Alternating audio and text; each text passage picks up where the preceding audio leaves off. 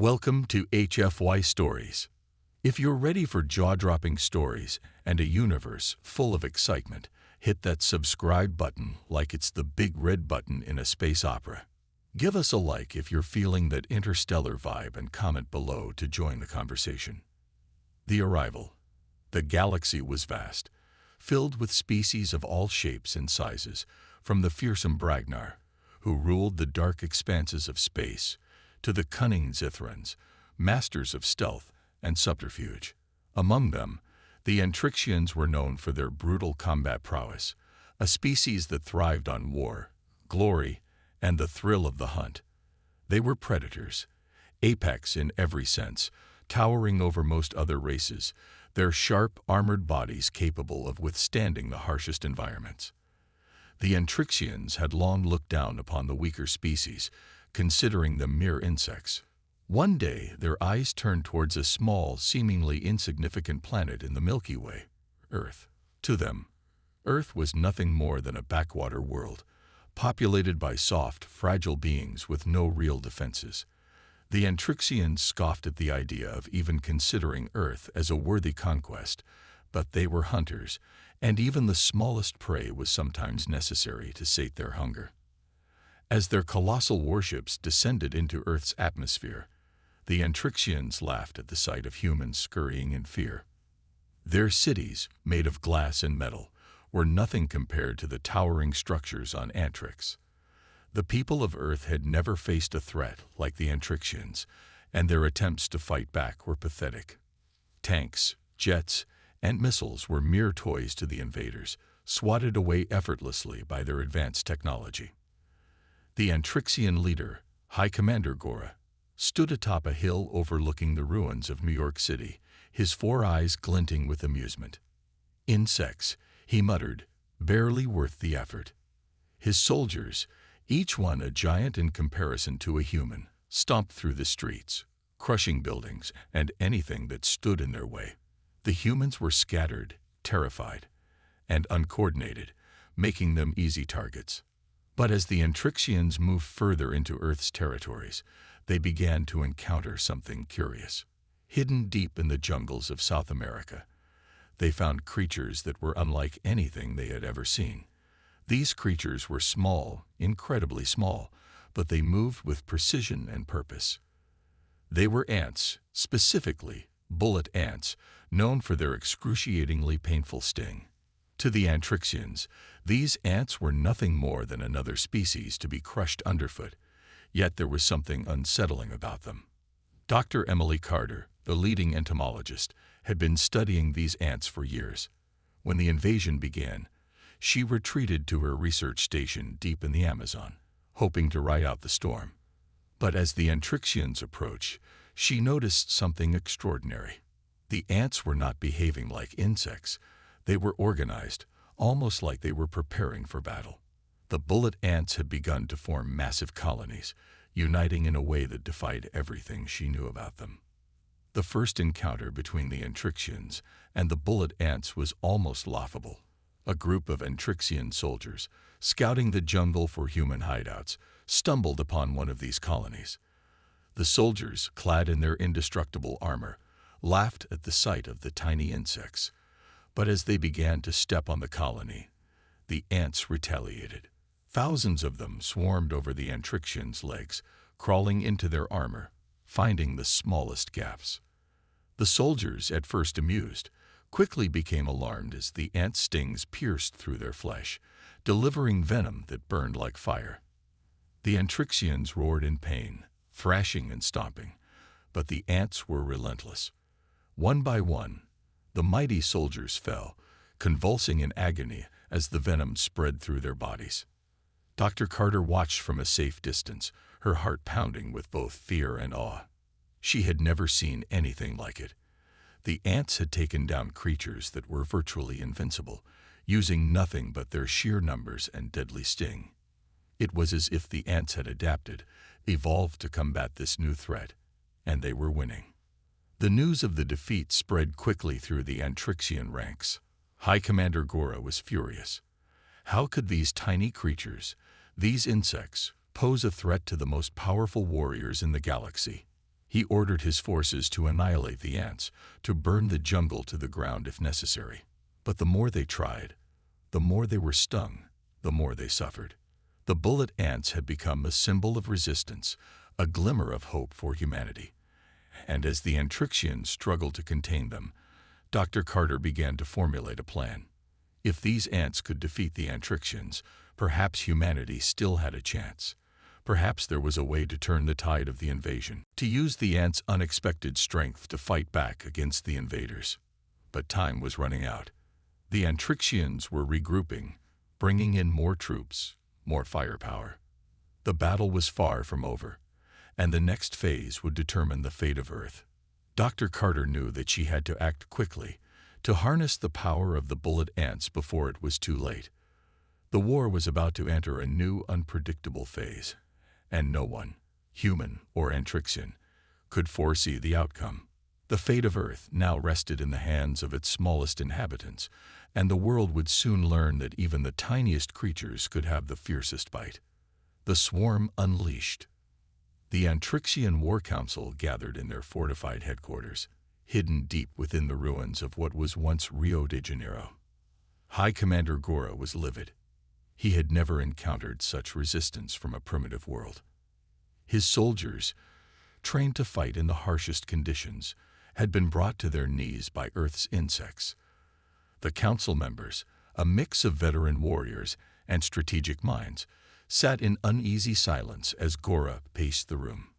"The humans are weak," Gora snarled. "But these ants, they are not to be underestimated. We must eradicate them before they become a larger threat." General Krax, Gora's second-in-command, spoke up.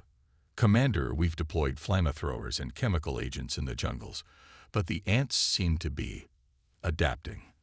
They're using tunnels to avoid our attacks, and our sensors can't track them underground." Gora slammed his fist on the table, denting the metal. "Enough excuses. We are Antrixians, the strongest species in the galaxy. We will not be outwitted by mere insects. Double our efforts, bring in more troops, and crush them." As the Antrixians prepared for a full-scale assault on the jungles, Dr. Emily Carter was deep in her research station, formulating her own plans. She had spent years studying the bullet ants, understanding their behavior, their communication, their unique ability to adapt. Now she was using that knowledge to devise a strategy that could turn the tide of the war. With the help of a small group of surviving scientists and military personnel, Dr. Carter developed a method to communicate with the bullet ants. Using a combination of pheromones and sound waves, she could direct the ants' movements, guide them to specific targets. It was a risky plan, but it was the only one they had. The first test of the new strategy was a success. A small group of ants, guided by Dr. Carter's team, infiltrated an Antrixian outpost on the edge of the jungle. The soldiers inside had no idea what was coming. The ants swarmed the outpost, targeting the power generators and disabling the defense systems. By the time the Antrixians realized what was happening, it was too late. The ants had already overwhelmed them. The victory was small but significant. For the first time, humanity had struck back, and it sent a clear message to the Antrixians. Earth was not as defenseless as they had thought. High Commander Gora, however, was not deterred. He ordered a massive assault on the Amazon rainforest, determined to wipe out the ants once and for all. Thousands of Antrixian soldiers marched into the jungle, armed with flamethrowers, chemical weapons, and advanced technology designed to detect and destroy the ants' colonies. But the jungle was vast, and the ants were everywhere. As the Antrixians burned and bombed their way through the forest, the ants retaliated with a ferocity that shocked even the seasoned warriors. Swarms of bullet ants, guided by Dr. Carter's team, launched coordinated attacks on the Antrixian forces, striking at their weak points, exploiting every vulnerability. The battle raged on for days, with heavy losses on both sides. The Antrixians, for all their power and technology, were struggling to keep up with the relentless assaults. The ants seemed to be everywhere, emerging from the ground, descending from the trees, attacking with precision and deadly force. In the midst of the chaos, Dr. Carter's team continued to refine their methods, learning from each encounter, adapting their strategies just as the ants adapted to the Antrixians' attacks. The war was becoming a battle of wits, with each side trying to outmaneuver the other. But as the Antrixians pushed deeper into the jungle, they began to realize that they were not just fighting ants. The humans, once scattered and disorganized, were starting to regroup, using guerrilla tactics to strike at the Antrixian supply lines and communication networks. The ants had become more than just a nuisance. They were now a key part of humanity's resistance. High Commander Gora, now fully aware of the growing threat, decided to take matters into his own hands. He personally led a battalion of elite soldiers into the heart of the jungle, determined to find and destroy the source of the ant attacks. He would crush the humans' hopes and end this ridiculous resistance once and for all. But as Gora and his forces marched towards their target, they walked into a trap. Dr. Carter had anticipated their move and had prepared an ambush. Thousands of bullet ants, hidden in the trees and underground tunnels, were waiting for the signal. When Gora's forces reached a narrow valley, the signal was given. The ground erupted as the ants swarmed out, covering the Antrixian soldiers in a black, writhing mass. The soldiers fought back, but the ants were relentless, stinging and biting, finding every gap in their armor. Gora himself was caught in the swarm, his massive frame convulsing as the venom coursed through his veins. He roared in pain and fury, swinging his weapon wildly, but it was no use. The ants were too many, too determined. As Gora fell to his knees, the last thing he saw was a small group of humans emerging from the trees, led by Dr. Emily Carter. She stood there, watching as the Antrixian commander was brought low by Earth's smallest warriors. There was no triumph in her eyes, only determination. The battle was far from over, but this victory was a turning point. The Antrixians had underestimated Earth, and now they were paying the price. Dr. Carter knew that the fight would continue, that more blood would be shed, but she also knew that humanity had a chance. The bullet ants had shown them that even the smallest, most overlooked creatures could make a difference, and the Antrixians would soon learn that the people of Earth were not so easily conquered. The tide turns. The destruction of High Commander Gora and his elite battalion was a crushing blow to the Antrixians.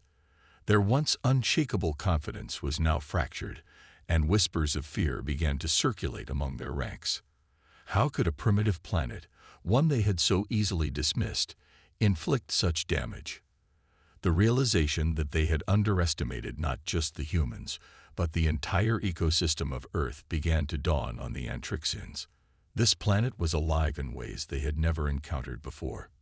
Dr. Emily Carter and her team knew that the victory in the jungle was a significant moment, but they also understood that it was only a temporary reprieve. The Antrixians were likely to regroup, analyze their failures, and return with even more devastating force. Humanity had won a battle, but the war was far from over. In the days that followed, Dr. Carter worked tirelessly, expanding her research on the bullet ants and other insect species. She began to uncover something extraordinary. Earth's insects were evolving at an accelerated rate, almost as if they were responding directly to the Antrixian threat. The bullet ants were just the beginning. Other species, from fire ants to wasps, were showing signs of enhanced coordination and aggression. It was as if the entire insect kingdom had declared war on the invaders. Humanity, inspired by Dr. Carter's success, began to fight back with renewed vigor. Guerrilla warfare tactics spread across the globe, with resistance fighters using the natural environment to their advantage. Urban areas, once the site of mass devastation, became battlefields where humans and insects fought side by side. The ants and wasps were particularly effective in close combat, swarming enemy patrols and sabotaging equipment. It was a strange alliance, one that would have been unthinkable before the invasion, but desperate times called for desperate measures. The Antrixians, now on the defensive, struggled to adapt. Their technology, designed to dominate lesser species, was ill-suited to combat the unpredictability of Earth's ecosystems. Every time they developed a new strategy or weapon, the insects adapted faster. The Antrixians, so used to being the hunters, found themselves being hunted. Back at the Antrixian headquarters, now heavily fortified and constantly on high alert, a new leader emerged. General Krax, who had served as Korra's second-in-command, assumed control of the invasion force. Krax was not as arrogant as his predecessor. He recognized that the Antrixians had made a critical error in underestimating Earth, and he was determined not to repeat that mistake. Krax ordered a strategic retreat from the most heavily infested areas, pulling back to locations where they could better control the environment. He initiated a scorched earth policy, using orbital strikes to obliterate entire regions of rainforest and jungle in a desperate attempt to root out the insect threat. But this only further enraged the ecosystem, and the retaliation from the insects and the now organized human resistance was swift and brutal.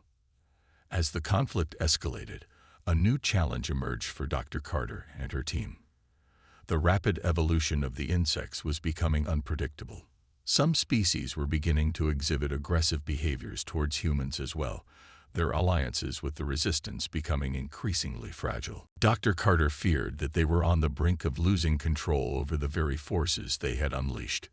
In one particularly harrowing encounter, a group of resistance fighters in Africa was caught in the crossfire between Antrixian forces and a swarm of highly aggressive driver ants. The ants, which had initially been targeting the Antrixians, suddenly turned on the humans, overwhelming them in a matter of minutes. The survivors barely escaped, and the incident served as a stark reminder that the situation was becoming increasingly volatile. Dr. Carter knew that they needed to find a way to stabilize the relationship between humans and the insects before the entire planet descended into chaos. She intensified her research, looking for a way to communicate more effectively with the insects, to harness their power without provoking their wrath. It was a race against time, as the Antrixians, now desperate and cornered, prepared for a final, all-out assault on Earth. General Krax, recognizing that conventional tactics were failing, decided to take a different approach. He ordered the deployment of a bioweapon, an engineered virus designed to target Earth's insect population, specifically the bullet ants that had become the symbol of the resistance. If the Antrixians couldn't defeat the insects through brute force, they would wipe them out at a biological level. The virus was released in several key locations, and within days, the effects were devastating. Entire colonies of bullet ants were decimated, their once unstoppable swarms reduced to nothing. The resistance felt the impact immediately. Without the ants to guide them, their tactics became less effective, and the Antrixians began to regain ground. Dr. Carter was horrified by the unfolding catastrophe. She had known that the Antrixians were ruthless, but this was beyond anything she had imagined. The virus was spreading faster than anyone had anticipated, and it wasn't just affecting the ants. Other species were beginning to show signs of infection, and if it continued unchecked, it could lead to the collapse of the entire ecosystem. In a desperate bid to save both humanity and the insects, Dr. Carter and her team launched a daring raid on the Antrixian headquarters. Their goal was to steal the antidote, a counter-virus that the Antrixians had developed as a failsafe. It was a suicide mission, but they had no other choice. Under the cover of darkness, the team infiltrated the heavily guarded facility. Using their knowledge of the Antrixian systems, they managed to bypass several security measures and reach the bioweapons lab. The tension was palpable as they navigated the labyrinthine corridors, aware that discovery meant certain death. Finally, they reached the lab and located the antidote. But just as they were about to retrieve it, the alarm was triggered. Antrixian soldiers flooded the lab, and a fierce firefight erupted. Dr. Carter and her team fought valiantly, but they were outnumbered and outgunned. One by one, they fell, buying time for Dr. Carter to secure the antidote. In the final moments of the battle, Dr. Carter faced off against General Krax himself. The Antrixian leader was a formidable opponent. his massive form towering over the human scientist. But Dr. Carter was driven by something more powerful than physical strength. She was fighting for the survival of her species, for the survival of the planet. With a burst of adrenaline, she managed to inject the antidote into the virus containment unit, neutralizing the threat. But cracks, enraged, delivered a fatal blow, and Dr. Carter fell, her mission accomplished, but at the cost of her life. As the antidote spread, the virus began to dissipate, and the insect population slowly recovered. The bullet ants, though weakened, rallied once more, and with renewed determination, they led the final charge against the remaining Antrixian forces. The tide had turned for the last time. The Antrixians, now leaderless and demoralized, were forced to retreat. Earth had won the war, but the cost had been immense. The aftermath and the lesson. The Earth was scared, its cities in ruins, its ecosystems disrupted, but it had survived. The victory against the Antrixians was bittersweet, for humanity had been pushed to the brink, and the line between ally and enemy had blurred in ways no one had anticipated. The bullet ants, once seen as a mere curiosity, were now recognized as heroes. They had fought alongside humans, their tiny forms delivering the decisive blows that had driven the invaders from Earth. But the relationship between humans and the insect world had changed irrevocably. The rapid evolution of the insects had created a new dynamic, one that was both a blessing and a curse. In the aftermath of the war, humanity began the slow process of rebuilding. There was a sense of unity that had not existed before, a recognition that survival depended not just on technological superiority but on understanding and respecting the natural world. The bullet ants and the other insects that had fought in the war became a symbol of that new understanding. Memorials were erected in cities across the globe, not just to honor the human soldiers who had fallen, but also the countless insects that had fought alongside them. Dr. Emily Carter, whose sacrifice had saved the planet, was remembered as a hero. Her research continued, guiding the efforts to rebuild Earth's ecosystems and ensure that the delicate balance between humans and insects was maintained. But there was a lesson in all of this, one that echoed through the years. Strength does not always come from size or power. Sometimes it is the smallest, most underestimated creatures that hold the greatest potential for change. The Antrixians had learned this too late, and it had cost them their victory. As humanity moved forward, they carried this lesson with them. They had faced the galactic predators and won, not through brute force, but through ingenuity, resilience, and the unexpected alliance with Earth's tiniest warriors. The bullet ants, once laughed at by the mightiest predators in the galaxy, had proven that even the smallest creatures could change the course of history. And so, Earth remained a planet of endless possibilities, where the line between predator and prey was forever blurred, and where even the smallest of beings could rise to defend their home. The lesson of the story. Never underestimate the potential of the underestimated. Great strength and resilience can come from the smallest, seemingly insignificant sources. Adaptability is key to survival. Just as the insects evolved and adapted to the threat, so too must we be willing to adapt our strategies and perspectives in the face of challenges. Collaboration is powerful. Working together, even with those we might overlook or undervalue, can lead to extraordinary outcomes. Respect and understanding across boundaries, whether between species or within our own societies, are crucial for achieving lasting success and harmony.